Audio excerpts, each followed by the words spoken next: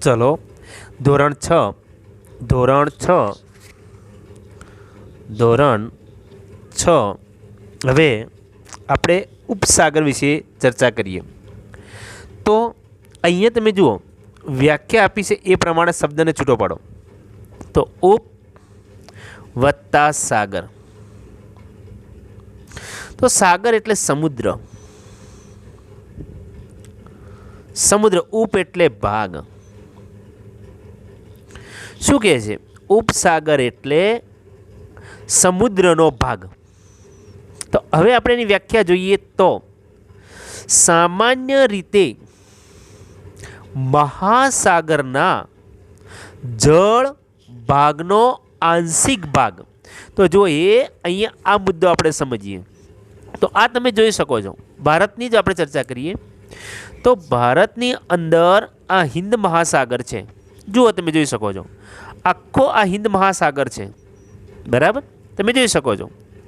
હવે આ હિન્દ મહાસાગર જે છે એ મહાસાગરનો આંશિક, તમારા પુસ્તકમાં લખેલું છે આંશિક,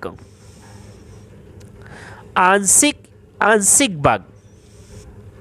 આંશિક ભાગનો અર્થ થાય થોડો ભાગ. થોડો ભાગ. આંશિકનો અર્થ થાય થોડો ભાગ. તો સામાન્ય રીતે જે મહાસાગર હોય, જે મહાસાગર હોય એ મહાસાગરનો જળભાગનો આંશિક ભાગ એટલે કે થોડો ભાગ એટલે ઉપસાગર. થોડો ભાગ એટલે ઉપસાગર. તો જો આપણે એની વ્યાખ્યા જોઈએ તો કે સામાન્ય રીતે, સામાન્ય રીતે મહાસાગરના, મહાસાગરના જળભાગનો, જળભાગનો આંશિક ભાગ. જો વિદ્યાર્થી મિત્રો આ શબ્દ તમારી માટે નવો છે. આંશિક, આંશિક એટલે થોડો, થોડો ભાગ, થોડો ભાગ એટલે ઉપસાગર, એટલે ઉપસાગર. હવે જુઓ, જે જમીન ફરતે ખુલ્લા વિશાળ સરોવર જેવો આકાર ધારણ કરે છે. તો જમીન હોય એની ફરતે એ જે છે સરોવર જેવો આકાર ધારણ કરે છે. ઉપસાગર વિશાળ અને નાના કદના હોઈ શકે. ઉપસાગર મોટા પણ હોઈ શકે અને નાના કદના પણ હોઈ શકે. હવે આ મુદ્દાને સમજવા માટે આપણે ભારતની જ વાત કરીએ તો આ મહાસાગર એટલે હિન્દ મહાસાગર, આખો હિન્દ મહાસાગર છે, તમે જોઈ શકો છો. હવે આ ઉપસાગર જે છે એનો નાનો ભાગ જે છે એ જે છે નાનો ભાગ. હવે તમે આ ભાગ તમે જુઓ જેની ત્રણ બાજુએ જમી છે. આ બાજુએ જુઓ તમે તો ભારત છે, અહીંયા બાંગ્લાદેશ છે, અહીંયા તમે જોઈ શકો છો તો કે મ્યાનમાર છે. તો વચ્ચેનો જે આ ભાગ જે છે એ સમુદ્રનો ભાગ છે અને સમુદ્રનો ભાગ હોવાના કારણે એક સરોવર જેવી જે રચના કરે છે. તો આ જે સરોવર જેવી સમુદ્રનો ભાગ જે રચના કરે છે એ ભાગને આપણે એનો ઉપસાગર કહી શકીએ. તો ભારતની અંદર કયો ઉપસાગર આવેલો છે? તો ભારતની અંદર અહીંયા તમે જોઈ શકો છો શબ્દ લખ્યો છે બંગાળાની ખાડી. બંગાળાની ખાડી લખ્યો છે. તો જે આ બંગાળાની ખાડી શબ્દ લખ્યો છે એ હિન્દ મહાસાગરનો એક ભાગ છે જે બંગાળાનો ઉપસાગર છે એની તરીકે ઓળખવામાં આવે છે. ફરી આપણે વ્યાખ્યા જોઈએ તો સામાન્ય રીતે મહાસાગર એટલે કે અહીંયા ઉદાહરણ તરીકે હિન્દ મહાસાગરના જળભાગ, તો આ બધો જળભાગ છે એનો આંશિક એટલે થોડો ભાગ એટલે ઉપસાગર. જે જમીન ફરતે ખુલ્લા, તો જુઓ અહીંયા તમે જમીન ફરતે છે, એક બાજુ તમે ભારત જુઓ છો, બીજી બાજુ તમે બાંગ્લાદેશ જુઓ છો, અહીંયા તમે મ્યાનમાર જુઓ છો. તો આ જમીન ફરતે ખુલ્લા ખુલ્લા વિશાળ, તમે જોઈ શકો છો, જે મારી આંગળી ફરે છે તમે જોઈ શકો છો, જે સરોવર રચાતું હોય, સરોવર જેવો આકાર ધારણ કરે છે, તેને ઉપસાગર કહે છે. તે નાના કદના પણ હોઈ શકે અને મોટા કદના પણ હોઈ શકે. અને ભારતની નજીક આવેલો જે ઉપસાગર જે છે એ બંગાળાનો ઉપસાગર છે. મોટાભાગે આને બંગાળાની ખાડી તરીકે આપણે ઓળખીએ છીએ, જે શ્રેષ્ઠ ઉદાહરણ છે. ઉપસાગર જે છે તેનું શ્રેષ્ઠ ઉદાહરણ છે. એના પછી વિદ્યાર્થી મિત્રો આપણે બીજો જે સ્વરૂપ છે એ જોઈએ તો અખાત. અખાત કોને કહેવાય? અખાતની વ્યાખ્યા જોઈએ તો અખાત કોને કહી શકાય? તો કે જ્યારે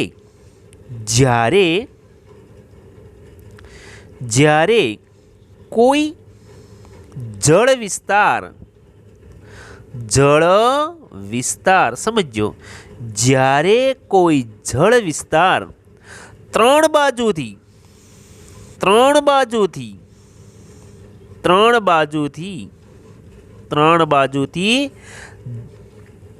ભૂમિથી ઘેરાયેલો હોય, ભૂમિથી ઘેરાયેલો હોય,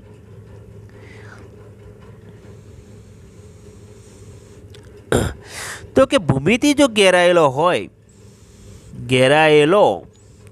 હોય તેને અખાત કહે છે.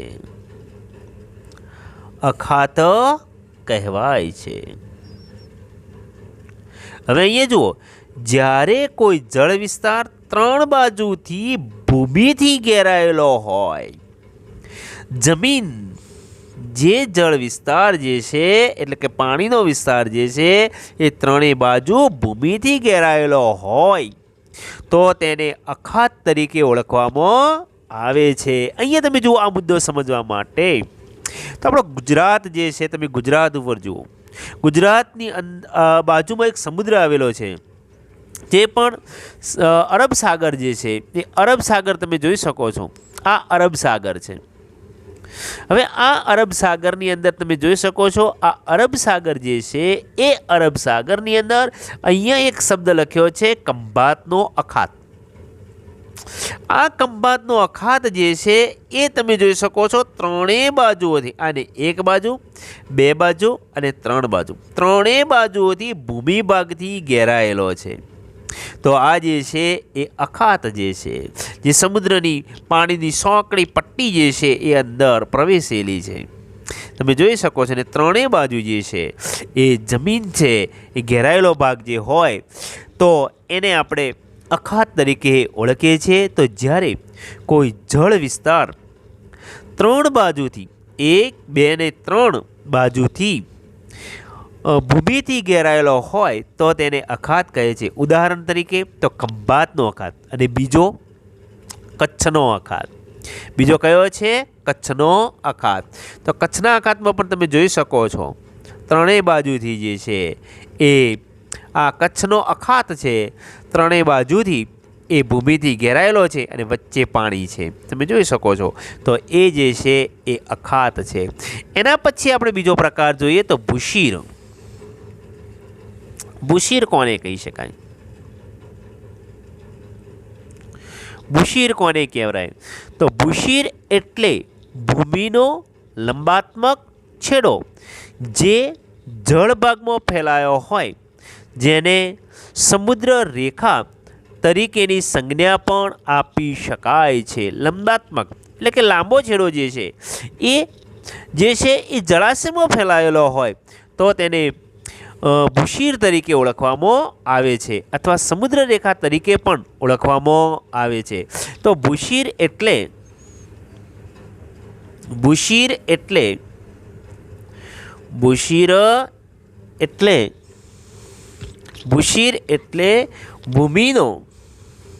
ભૂમિનો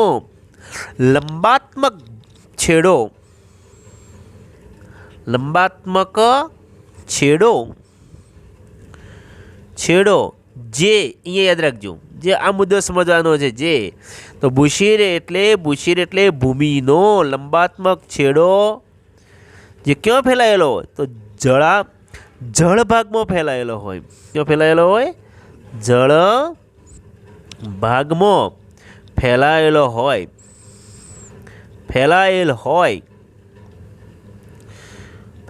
હોય છે, જેને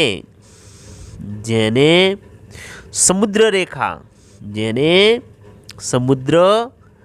રેખા તરીકેની સંજ્ઞા પણ આપી શકાય છે.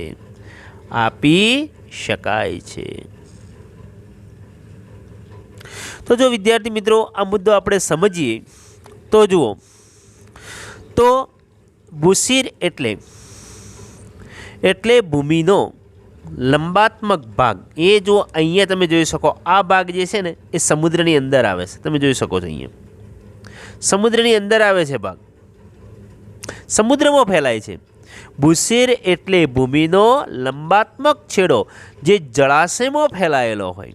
આ જળાશયમાં ફેલાયેલો હોય તો જેને ભૂરેખા તરીકેની સંજ્ઞા પણ આપી શકાય છે. દાખલા તરીકે, ઉદાહરણ તરીકે તો કન્યાકુમારી. આ કન્યાકુમારી તમે જોઈ શકો છો.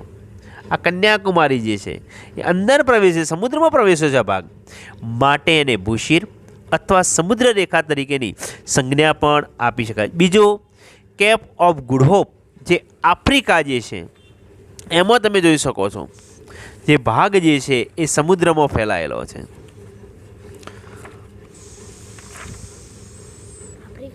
આ કેપ ઓફ ગુડ હોપ તમે જોઈ શકો છો આ ભાગ એ સમુદ્રમાં ફેલાયેલો છે, બરાબર.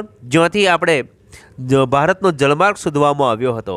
કદાચ તમને ખબર હોય તો આફ્રિકાથી ચક્કર મારીને એ ભારત તરફ આગળ વધ્યો હતો.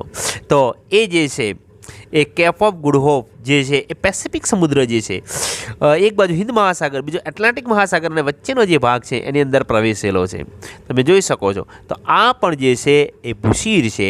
તો આ બે મુદ્દા જે કન્યાકુમારી અને આફ્રિકા જે છે ખંડ, એનો આ કેપ ઓફ ગુડ હોપ, જો તમારી પાસે એટલાસ હોય તમે જોઈ શકો છો, તો એ જે છે એ ભૂશીર છે. એના પછી આપણે બીજો મુદ્દો જોઈએ તો ટાપુની ચર્ચા કરીએ તો જે ભૂમિ ભાગ, ટાપુ કોને કહેવાય? તો કે જે ભૂમિ ભાગ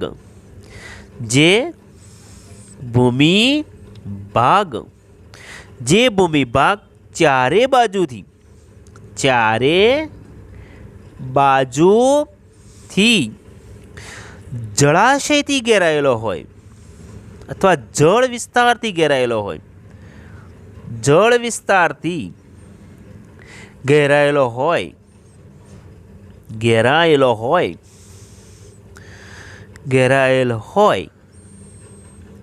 હોય તેને ચારે બાજુથી જળ વિસ્તારથી ઘેરાયેલો હોય તેને ટાપુ તરીકે ઓળખવામાં આવે છે.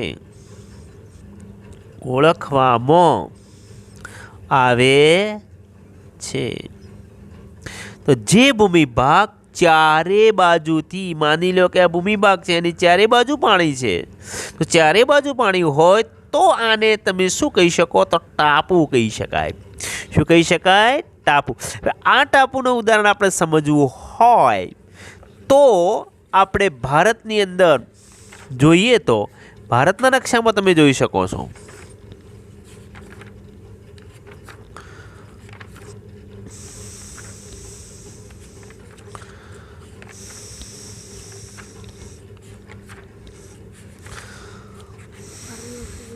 હવે આ રહ્યો ભારતનો નકશો, તમે જોઈ શકો છો અહીંયા. તો અહીંયા તમે જોઈ શકો છો, અહીંયા લખેલું છે કયા કયા. તો જુઓ આ ટાપુ, તો એની ચારે બાજુ પાણી છે, જોઈ શકો છો તમે.